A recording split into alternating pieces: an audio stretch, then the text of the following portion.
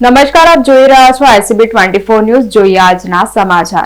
વડોદરા શહેરમાં ઉત્તરાયણ પર્વને લઈને ડીસીપી ઝોન 3 અભિષેક ગુપ્તા દ્વારા માંડવી પતંગ બજાર ખાતે ચેકિંગ હાથ ધરવામાં આવ્યું હતું। પ્રતિબંધિત ચાઇનીઝ દોરી તેમજ ટુક્કલ સહિતનું ચેકિંગ કરવામાં આવ્યું હતું। વડોદરા શહેરમાં મોટામાં મોટું પતંગ બજાર માંડવી ગેંડીગેટ રોડ પર આવેલું છે, જ્યાં તમામ વેપારીઓને સમજાવવામાં આવી રહ્યા છે। સ્થાનિક વાડી પોલીસ સ્ટેશનનો સ્ટાફને સાથે રાખીને ચેકિંગ હાથ ધરાયું હતું। ચેકિંગની સાથે પ્રતિબંધિત વસ્તુઓ ન વેચવા અપીલ કરાઈ હતી। સાથે ઘાતક દોરીનું પણ ચેકિંગ હાથ ધરાયું હતું। કોઈનો જીવ ના જાય એવી દોરી ન રાખવા સમજ આપવામાં આવી હતી। જો કોઈ પણ વ્યક્તિ ચાઇનીઝ દોરી સહિત પ્રતિબંધિત વસ્તુઓનું વેચાણ કરશે તો તેની સામે જાહેરનામા ભંગનો ગુનો પણ દાખલ કરવામાં આવશે। વાડી પોલીસ સ્ટેશન હદ વિસ્તારમાં ગેંડી ગેટથી લઈને માંડવી સુધીના જે પટ્ટો છે તેમાં ઉત્તરાયણના તહેવાર સમયે ઘણી બધી દોરી પતંગનું વેચાણ થતું હોય છે।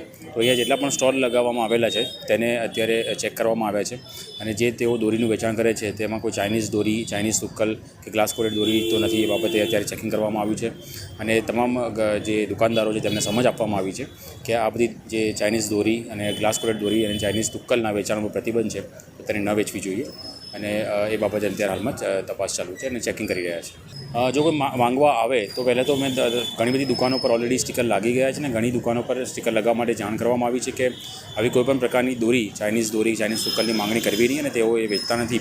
જો ન વેચતા હોય તો તેવું એ બોર્ડ લગાવી દેવું જોઈએ અને જાહેરનામું છે ન વેચવા માટે તો એ લોકોને જાણ કરવામાં આવે। જો કોઈ માંગવામાં આવે તો તેને એક અવેરનેસ ફેલાવવામાં આવે કે આ દોરીથી ઘણા નુકસાન થઈ શકે છે। ચાઇનીઝ દોરી ઓલમોસ્ટ પ્લાસ્ટિક ટાઈપની આવે છે તો તેનાથી ગળું કપાવવાના ચાન્સીસ વધતા હોય છે, એટલે એ દોરીના વેચાણ પર તેના માટે પ્રતિબંધ છે, જેથી કોઈપણ વ્યક્તિ એ દોરી માંગવા આવે તો તેને અવેરનેસ ફેલાવવામાં આવે અને જાણ કરવામાં આવે, એ બાબતે એમને સૂચન આપવામાં આવે છે। જો જાહેરનામાનો ભંગ થશે તો તેના ઉપર જે જાહેરનામા ભંગનો ગુનો છે તે દાખલ કરવામાં આવશે અને 2 દિવસ અગાઉ ઘણા બધા એવા ગુના દાખલ કરવામાં આવ્યા હતા અને ત્યાર પછી અત્યારે હાલમાં ચેકિંગ તો નિરંતર પોલીસ અલગ અલગ સમયે સરપ્રાઇઝ ચેકિંગ ચાલુ જ છે। હજુ સુધી કંઈ એવું ધ્યાને આવ્યું નથી। જો ધ્યાને આવશે તો જરૂરથી જાહેરનામા ભંગનો ગુનો દાખલ કરવામાં આવશે।